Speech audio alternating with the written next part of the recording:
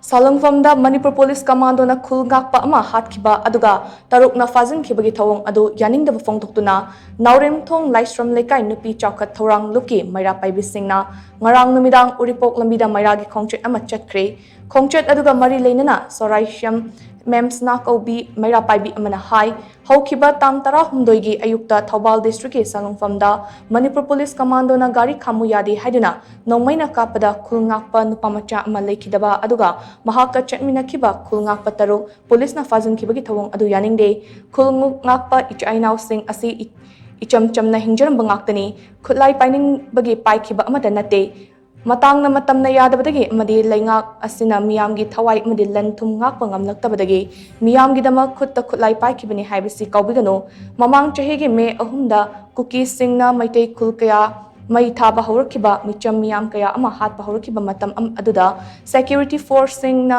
nongmai kapagi order fangde haiduna tumina yengduna laikibani matam aduda police na action khara tawbiramnabadi thawai amadi lanthum kaya ma kanba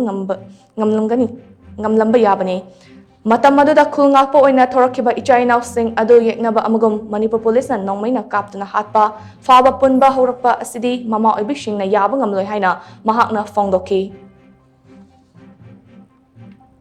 Kuki narco terrorism sina Chatkhre liban hat ni pumayam asibagi isa kanjenaba amasu aikoi gi lanthung ngaknabagi damata asogo thodang logduna laki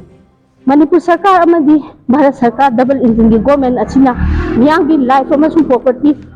save tawba ngamaktabadagi haibe ichasing achina KHUL NGAKPA oina tholaki adubu ngasidi makhoi asibu lalhoba amagum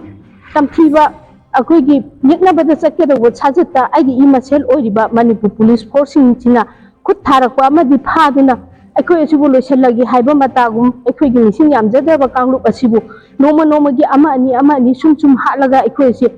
loisinaba pandam amada changhalliba THOURANG asibu aikoigi mera lup asina hakchinna kandem tawa amasung yaningdaba phongdokjari